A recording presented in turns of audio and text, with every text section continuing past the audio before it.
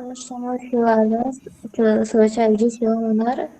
समोर च आल्यास च्या ऐवजी च होणार. समोर च वर्ग आल्यास त्यात चा च वर्ग होणार.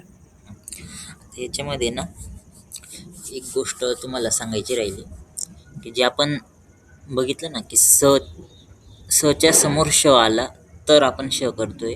तर तो नियम कसा आहे, त्या ठिकाणी फक्त योग येणं असं म्हटलेलं आहे.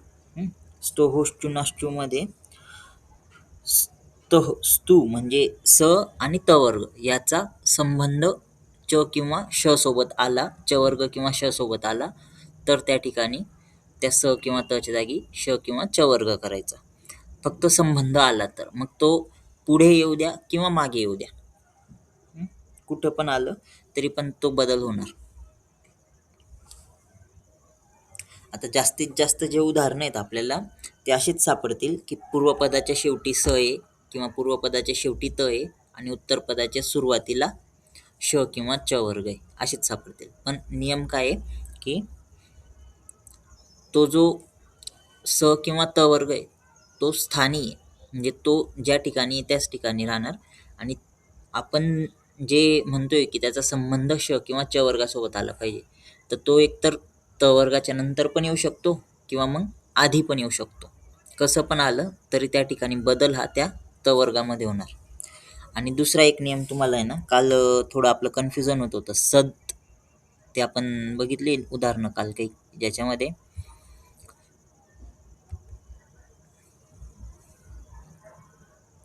ते बघा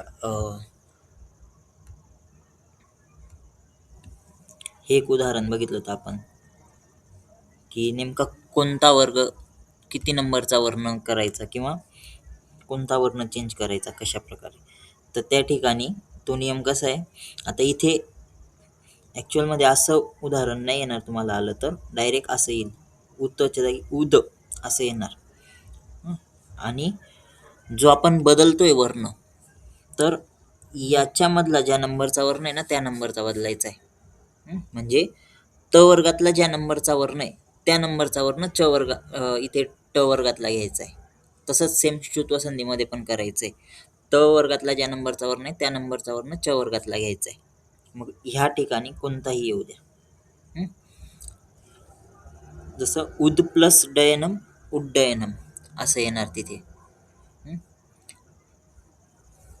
तसंच श्रुत्व संधीमध्ये आणखी एक सूत्र एक उदाहरण असं होतं, त्याच्यावरून कळेल बघा तुम्हाला.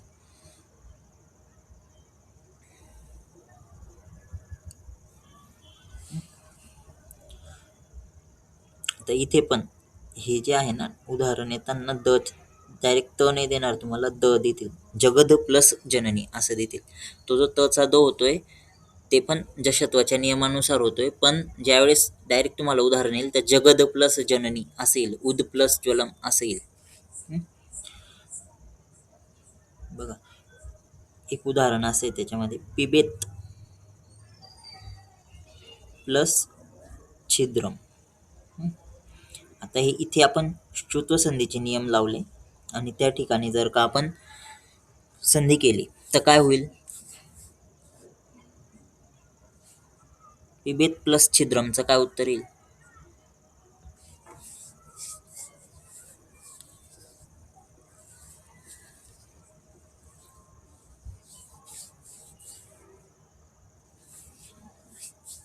पिबेत प्लस छिद्रम काय उत्तर येईल त्याचं,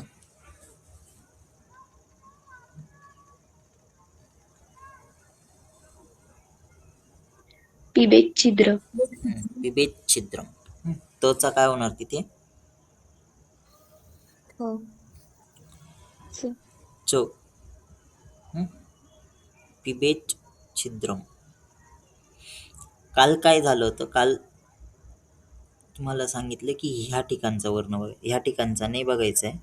ह्या ठिकाणी ज्या नंबरचा वर्ण आहे ना त वर्गातला त्याच नंबरचा वर्ण च वर्गातला घ्यायचा. म्हणजे आता इथे कोणताही येऊ द्या, मग इथे च येऊ द्या, छ येऊ द्या, ज येऊ द्या, कोणताही च वर्गातला वर्ण असला तरी बदल ह्या ठिकाणीच होणार आणि ह्या ठिकाणच्या नंबर प्रमाणेच बदल होणार. हा नियम तुम्हाला काल सांगायचा राहिला किंवा तो मिस हे झालं आपला मिसगाईड झाला तो, की त्या ठिकाणी आपण दुसऱ्या पदात बघत होतो. हं? जी नंबरिंग आहे ती त वर्गाचा जो पण वर्ण आहे त्यानुसारच राहील. ठीक आहे. तेवढं एक फक्त करेक्शन होतं त्याच्यात.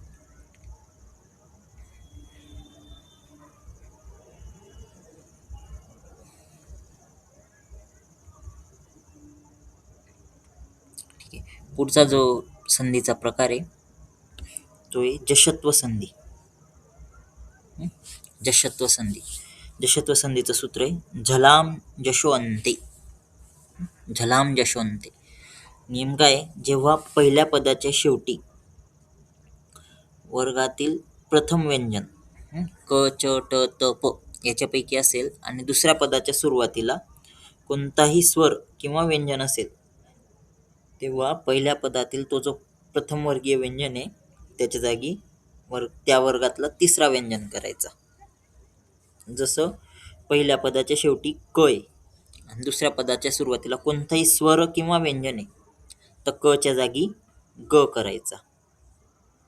तसंच पहिल्या पदाच्या सुरुवातीला च आहे आणि दुसऱ्या पदाच्या पहिल्या पदाच्या शेवटी च आहे आणि दुसऱ्या पदाच्या सुरुवातीला स्वर किंवा व्यंजन आहे कोणताही, तर त्या च च्या जागी ज करायचा.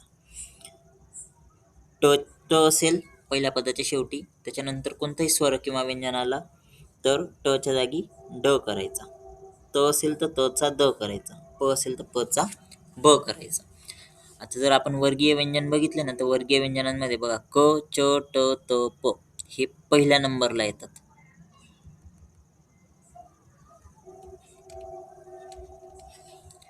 बघा इथे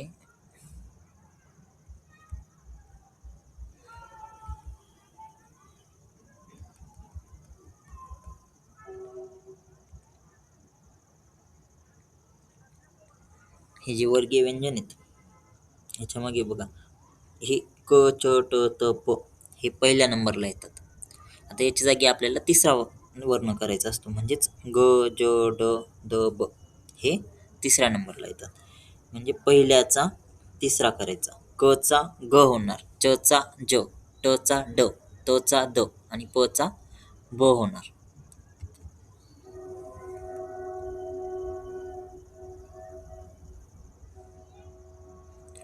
बघा आता इथे त्याची उदाहरणं बघा. तर क आहे पहिल्या पदात शेवटी क आला असेल त्याच्या पुढे स्वर किंवा व्यंजन आलं तर क चा ग करायचा. जसं इथे दिक प्लस अंबर. पहिल्या पदाच्या शेवटी क आला दिक, दुसऱ्या पदाच्या सुरुवातीला अ आलेला आहे म्हणजे स्वर आलेला, तर ह्या क चा आपण ग करणार.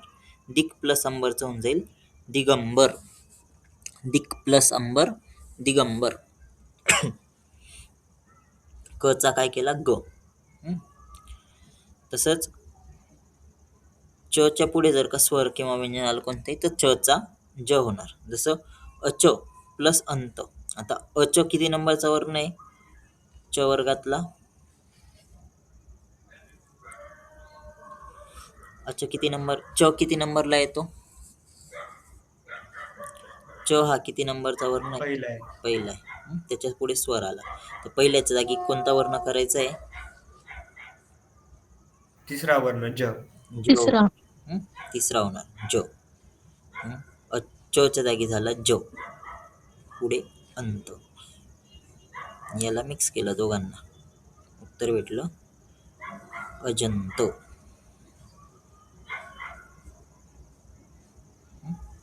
तसंच इथे बघा ट च्या पुढे स्वर किंवा व्यंजन आलं तर ट चा ड करायचा. जसं षट प्लस आनंद.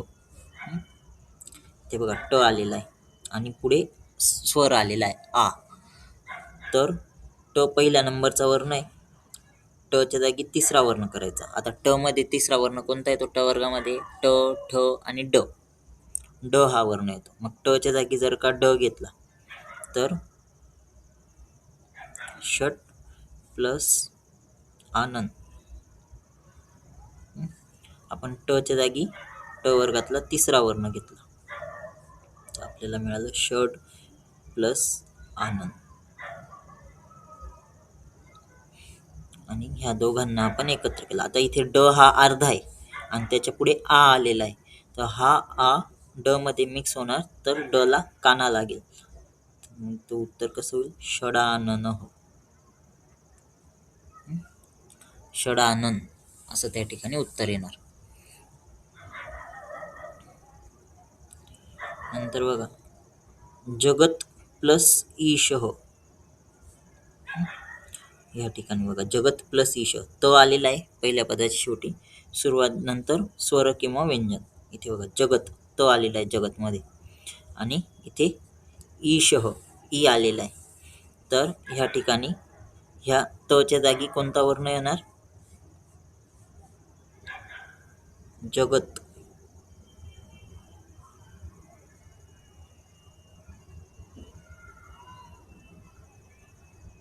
द येणार. तच्या जागी आपण घेणार द. ते तच्या जागी जर का द घेतला तर, आणि पुढे ही ई आलेला आहे पुढे, दीर्घ ई, तर हा दीर्घ ई त्या द वरती विलांटी होऊन जाईल. म्हणजे आपण तो स्वर द मध्ये मिक्स होणार आणि त्याला आपण विलांटीने दाखवतो असं. जगदीशः. जगत प्लस ईशः, जगदीशः. ठीक आहे. सिंपल नियम लक्षात ठेवायचा याच्यामध्ये, पहिल्या वर्णाच्या जागी तिसरा वर्ण करायचा. जशत्व संधीमध्ये पहिल्या वर्णाच्या जागी तिसरा वर्ण करायचा. ठीक आहे, कळाली ही संधी, जशत्व संधी.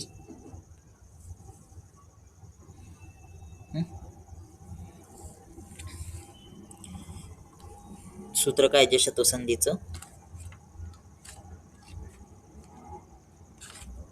झलाम जलाम जशवंती. जशवंते. झलाम जशवंते. नियम काय?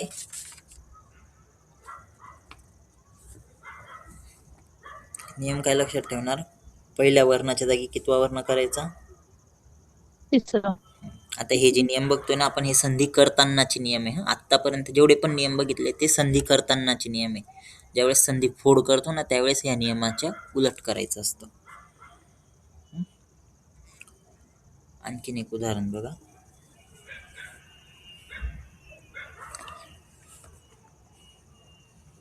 वाक प्लस ईशः.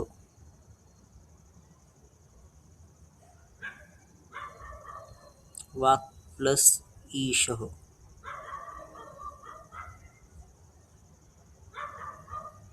काय येणार उत्तर?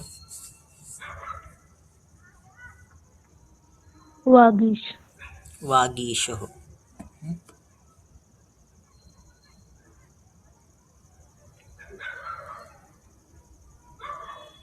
नंतर केचित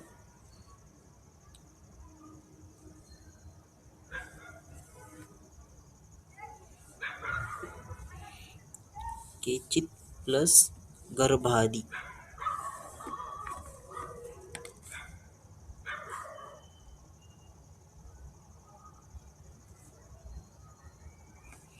काय येणार? केचित गर्भादी. केचित गर्भादी. तोचा काय होणार? द. द.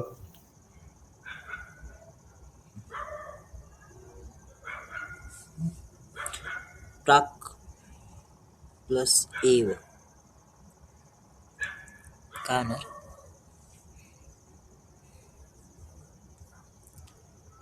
प्रागेव. प्रागेव.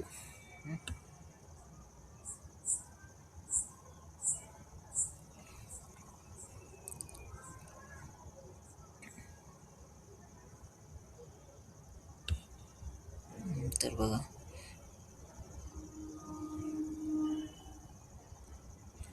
दिग्गजः.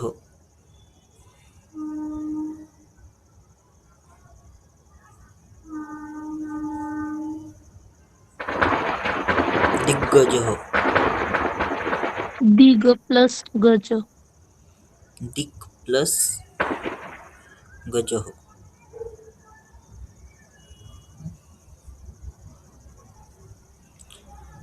तर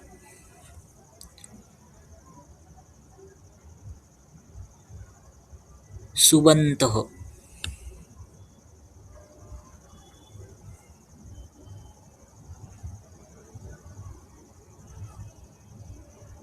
सु प्लस अंत. सुप् प्लस अंतः.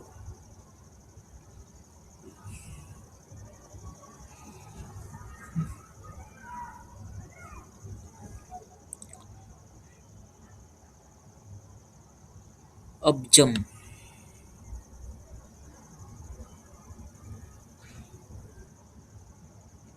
अब्जम.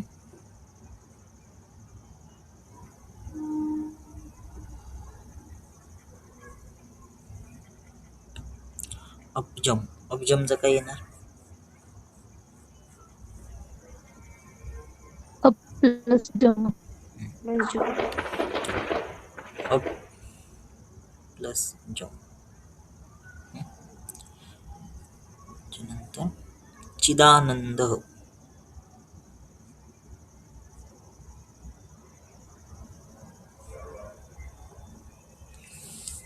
चिदानंद. प्लस आनंद. चित प्लस आनंद. बरोबर. चित प्लस आनंद.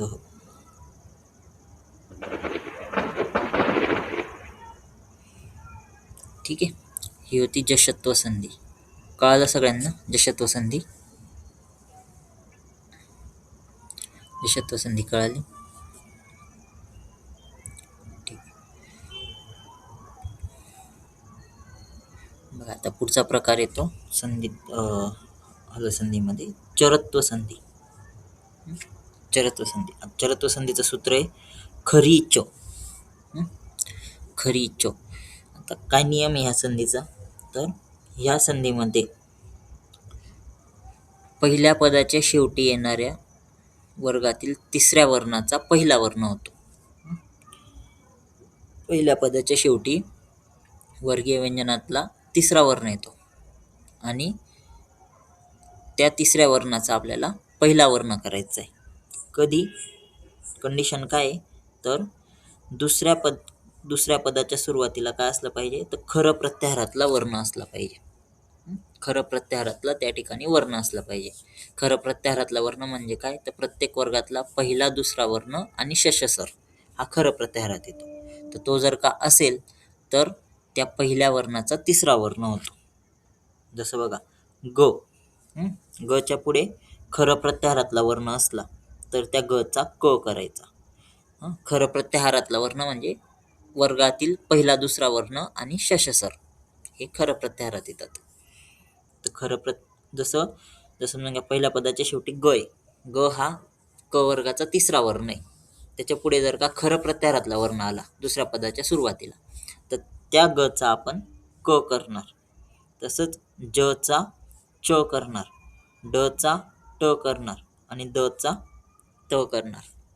सिंपल. तिसऱ्या वर्णाचा पहिला वर्ण करायचा पण दुसऱ्या पदामध्ये खरं प्रत्याहारातला वर्ण पाहिजे म्हणजे वर्गातील पहिला, दुसरा वर्ण किंवा शशसर. जसं उदाहरण बघा ग आहे. गच्या पुढे खरं प्रत्याहारातला वर्ण आला तर क करायचा. जसं दिग प्लस पालह. ह्या ठिकाणी बघा दिग किती नंबरचा वर्ण आहे? ग.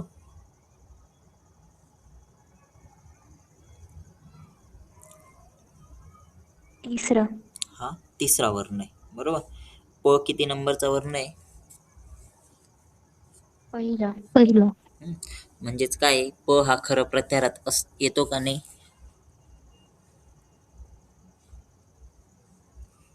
येतो. खरं प्रत्याहारात येतो. बरोबर. खरं प्रत्याहार एक तर तुम्ही याच्यानुसार पण लक्षात ठेवू शकतात. खप, चटत, चटत व कपय आणि शशसर असं किंवा मग वर्गातील पहिला, दुसरा वर्ण आणि शशसर असं पण लक्षात ठेवू शकतो. आता इथे काय करणार मग? गच्या जागी कोणता वर्ण येणार?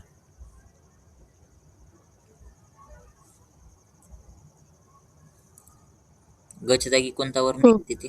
क. गच्या जागी क. पुढे पाल. आता हा जो क आहे अर्धा आहे, तो पुढच्या प ला मिक्स होणार.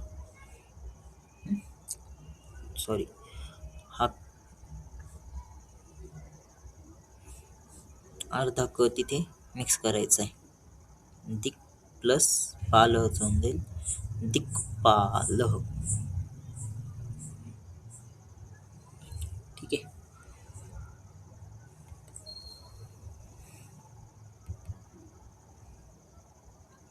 आणखीन बघा, नंतर द चा तो. द चा त कसा होतो बघा, सद प्लस कारह. या ठिकाणी बघा, द किती नंबरचा वर्ण आहे? तिसरा. तिसरा. क खरं प्रत्याहारात येतो का नाही? पहिला पहिला येतो. तेच खरं प्रत्याहारात येतो. म्हणजे इथे द च्या जागी किती नंबरचा वर्ण होणार? पहिला. पहिला. कोणता वर्ण असतो तो? अ. द च्या जागी त. सत प्लस कारह. त्याचं होऊन जाईल सत्कारह.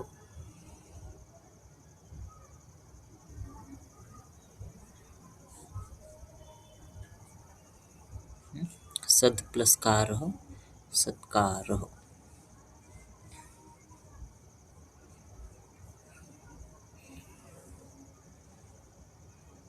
तर हे जचा च होणे याचे उदाहरणं क्वचित असतात किंवा काही ठिकाणी नसतात सुद्धा.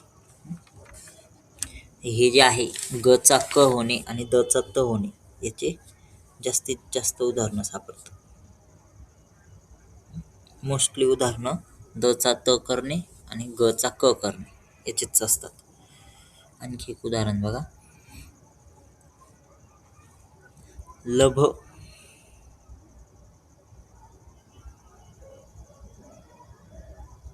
प्लस स्यती. तर भ किती नंबरचा वर्ण आहे? कोणत्या वर्गातला वर्ण आहे भ? प वर्ग. प वर्ग. प वर्गातला तिसऱ्या नंबरचा वर्ण आहे भ. त्याच्या पुढे काय आलेलं आहे? स. स येतो खरं प्रत्याहारात? हो. येतो. म्हणजे इथे आपण चरत्व संधीचा नियम लागू करणार. भ च्या जागी कोणता वर्ण होणार? प. ब चा केला आपण प. पुढचं स्यती. आता हा प अर्धा आहे, तो स मध्ये मिक्स होणार, तो होऊन जाईल लप्स्यती. लप्स्यती. ठीक आहे. कळाली ही संधी, चरत्व संधी कळाली सगळ्यांना?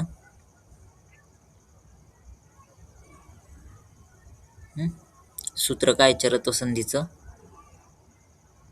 खरीच. खरीच. नियम काय आहे?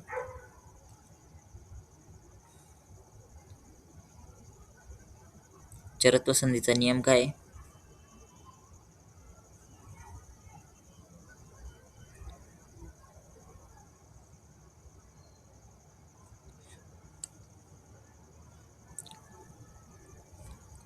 थोडक्यात शॉर्टमध्ये नियम काय असणार चरत्व संधीचा?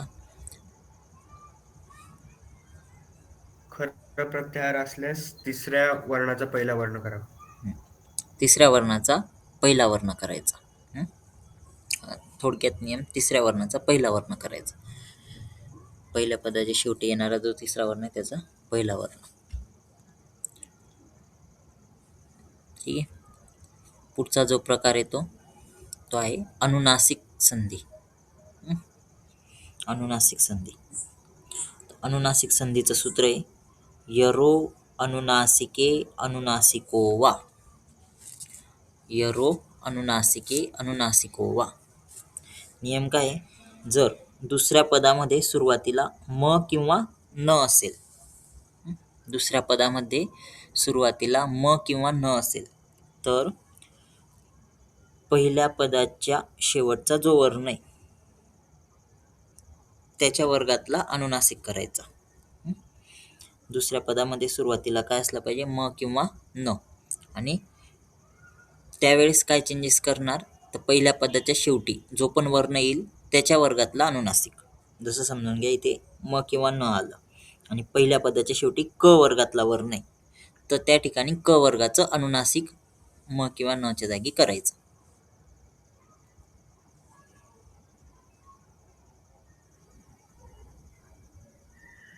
सॉरी, क वर्गाच्या जागी करायचं, हा, म किंवा न च्या जागी नाही. त्या ठिकाणी च वर्ग असेल तर जसं क वर्गाचा अनुनासिक आहे ग, तर क च्या जागी ग करायचा. च वर्गातला अनुनासिक म किंवा न आहे, म किंवा न समोर असेल तर च वर्गातला अनुनासिक घ्यायचं य. ट वर्ग असेल तर न बाणाचा घ्यायचा, त वर्ग असेल तर न नळाचा आणि प वर्ग असेल तर म घ्यायचा. जसं उदाहरण बघा इथे. तर इथे पहिल्या पदाच्या शेवटी क वर्गातला वर्ण, दुसऱ्या पदाच्या सुरुवातीला म किंवा न, तर त्याचा ग करायचा. जसं वाक, वाक प्लस मय. आता ह्या ठिकाणी दुसऱ्या पदाच्या सुरुवातीला म आलेला आहे. आता हा क वर्गातलं वर्ण आहे. पहिल्या पदाच्या शेवटी क वर्गातला वर्ण आलेला आहे. नियमानुसार दुसऱ्या पदाच्या सुरुवातीला म आला आणि पहिल्या पदाच्या शेवटी क वर्गातला वर्ण आला, तर ह्या क च्या जागी कोणता वर्ण होईल, क च्या जागी काय येणार,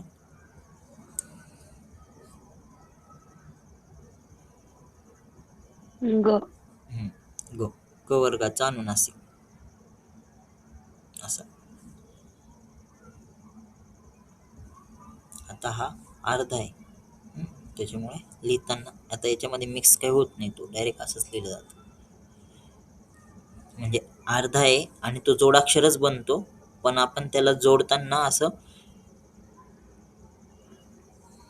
अर्ध अक्षर करून वगैरे असं नाही जोडत, खाली फक्त असं त्याचा हलंत करून त्याला जोडून देतो. नंतर बघा, त वर्गातला वर्ण असेल पहिल्या पदाच्या शेवटी, दुसऱ्या पदाच्या सुरुवातीला म किंवा न असेल तर त्या ठिकाणी त वर्गाचा अनुनासिक न नळाचा करायचा. तर जगत प्लस माता, जगत प्लस माता, इथे त च्या जागी कोणता वर्ण होणार,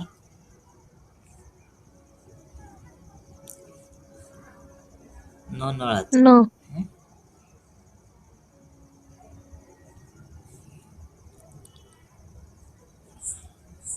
ती होईल जगन्माता.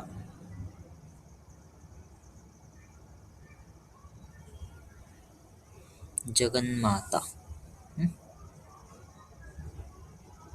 तसंच षट प्लस मुख, इथे पण ट वर्ग आलेला आहे, दुसऱ्या पदाच्या सुरुवातीला म किंवा न आहे, तर ट च्या जागी ट वर्गातला अनुनासिक षट. षट मध्ये ट वर्गाचा अनुनासिक काय, न बाणाचा.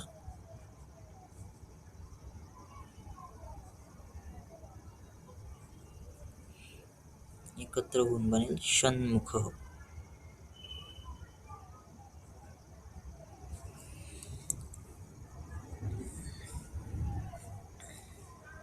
कळाली ही संधी, अनुनासिक संधी.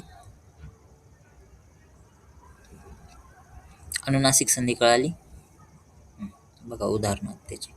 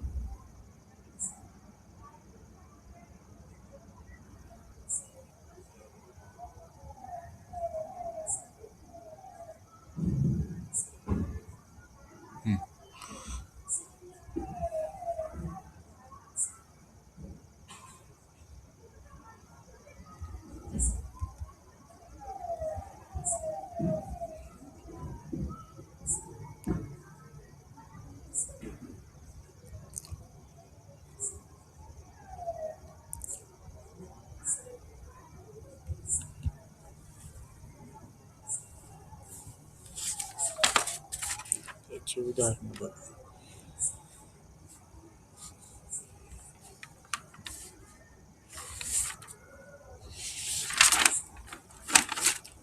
एतद प्लस मुरारी.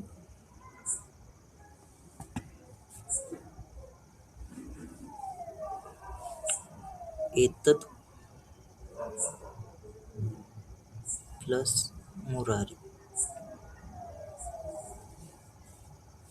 काय होणार?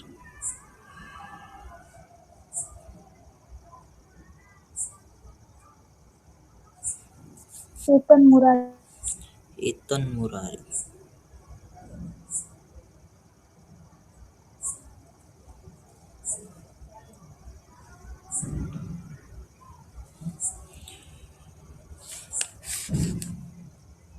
पिबेत प्लस नरह.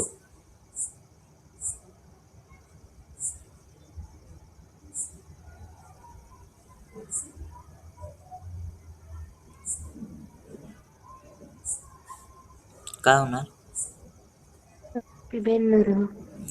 पिबेन नरह.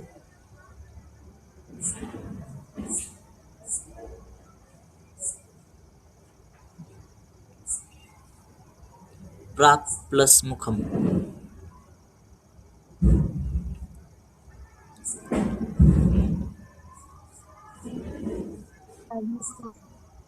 काय होणार? प्रांगमुखम. क च्या जागी क वर्गाचा अनुनासिक.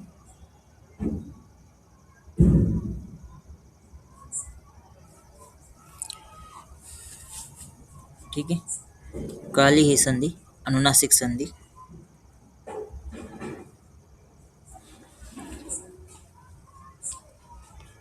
सूत्र काय या संधीचं? यरो अनुनासिके अनुनासिकोवा. यरह अनुनासिके अनुनासिकोवा. नियम काय लक्षात ठेवणार? दुसऱ्या पदाच्या सुरुवातीला म किंवा न आला आणि पहिल्या पदाच्या शेवटी जो पण वर्ण येईल तर त्या पहिल्या पदाच्या शेवटच्या वर्णाच्या जागी काय करायचं?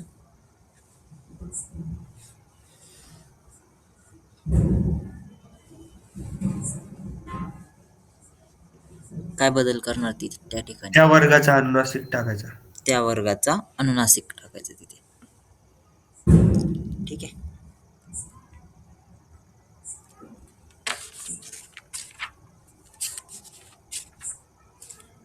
बघा पुढची संधी येते ही होती अनुनासिक संधी. म्हणजे पुढचा जो प्रकार आहे तो संधीचा तो आहे अनुस्वार संधी. अनुस्वार संधी. आता याच्यामध्ये सूत्र याचं मो अनुस्वार. सगळ्यात सिंपल संधी आहे. म नंतर कोणतंही व्यंजन आलं तर त्या मचा अनुस्वार करायचा. जसं हरिम प्लस वंदे ह्या मचा करणार आपण अनुस्वार आणि तो अनुस्वार कुठे जाणार? त्याच्या आधी जो पण वर्ण आहे त्याच्यावर. मचा अनुस्वार बनून जाईल तो री वरती चालला जाईल. हरिम वंदे. हरिम प्लस वंदेचं होऊन जाईल हरिम वंदे. गुरुम प्लस नमामीचं होऊन जाईल गुरुम नमामी. उच्चार करताना आपण सारखाच करतोय पण लिहिताना म कट करायचा आणि त्याच्या जागी त्याच्या पुढे जो पण वर्ण आहेत आधी त्याच्यामध्ये तो अनुस्वार टाकायचा, मचा झालेला अनुस्वार. सगळ्यात सोपी संधी आहे, फक्त मचा अनुस्वार करायचा. ज्वरम प्लस हंती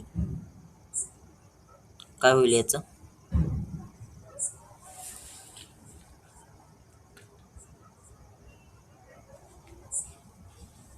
ज्वरम प्लस हंती. ज्वरम हंती. र वरती अनुस्वार. ज्वरम हंती.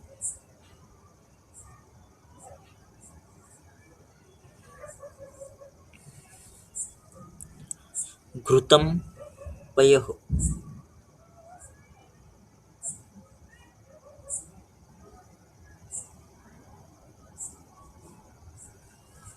काय होणार? घृतम प्लस पयः. घृतम प्लस पयः. उत्तमम भेषजम.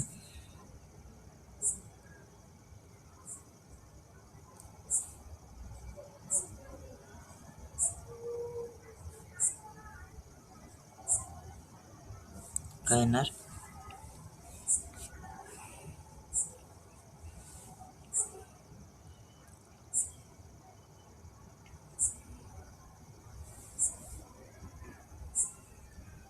उत्तमम भेषजम. तमम अनुस्वार कुठे येईल? म वरती.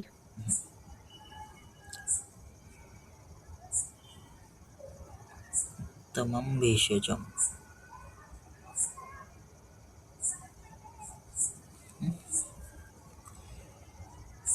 ठीक आहे. कळाली ही संधी, अनुस्वार संधी.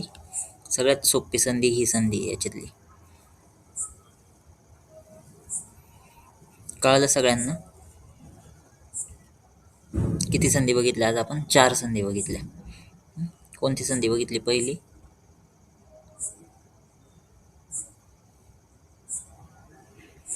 पहिली कोणती संधी बघितली आज? जष्टव.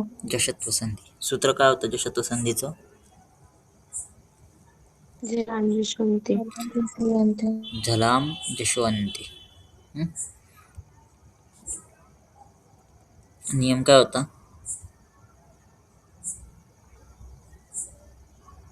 नियम काय होता संधीचा?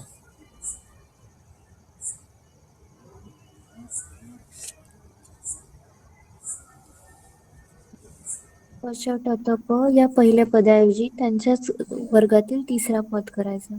पहिल्या वर्णाच्या ऐवजी तिसरा वर्ण करायचा. जशत्व संधीचा सिंपल नियम. पहिल्या वर्णाच्या ऐवजी तिसरा करायचा. नंतर दुसरी संधी कोणती बघितली?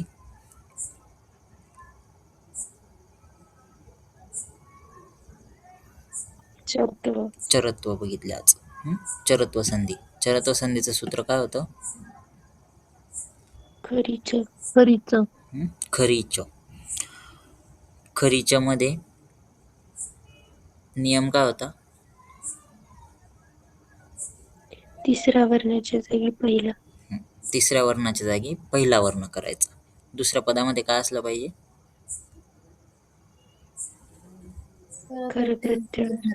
खरं प्रत्याहाराचा वर्ण. त्याच्यानंतर तिसरा प्रकार कोणता बघितला? अनुनासिक संधी. अनुनासिक संधी. सूत्र काय होतं अनुनासिक संधीचं? यरो अनुनासिके अनुनासिके वा.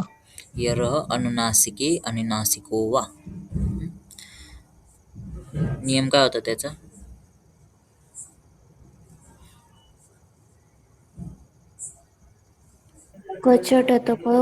च्या वर्णामधील वर्णासमोर म किंवा न आल्यास त्याच वर्गातील अनुनासिक यूज करायचं. ज्या वर्गाचा वर्ण असेल पहिल्या पदाच्या शेवटी आणि त्याच्या पुढे जर का म किंवा न आला दुसऱ्या पदामध्ये, तर जो पण वर्ण पहिल्या पदाच्या शेवटी आहे त्याच्या वर्गातला अनुनासिक जोडायचा तिथे. नंतरची संधी कोणती बघितली? चौथी.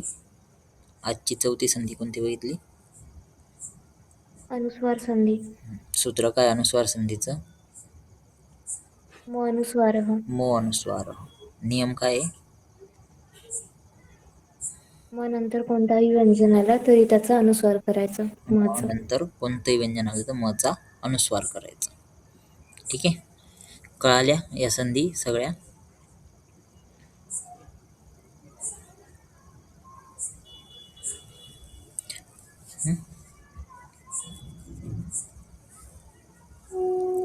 आपण एकूण 6 संधी बघितल्या. म्हणजे टोटल कालपासून आजपर्यंत व्यंजन संधी सुरू केली आणि कालपासून आजपर्यंत 6 संधी बघितल्या एकूण.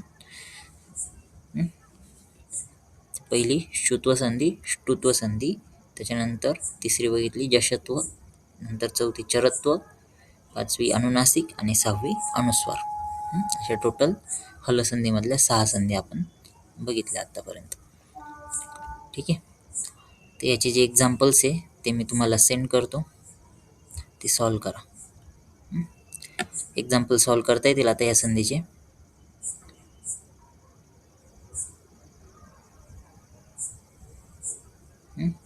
एक्झाम्पल सॉल्व करायचे सगळ्यांनी आणि मला सेंड करायचे सॉल्व करून, म्हणजे तुमचं काय चुकतंय किंवा किती बरोबर येत आहेत ते कळेल. ठीक आहे.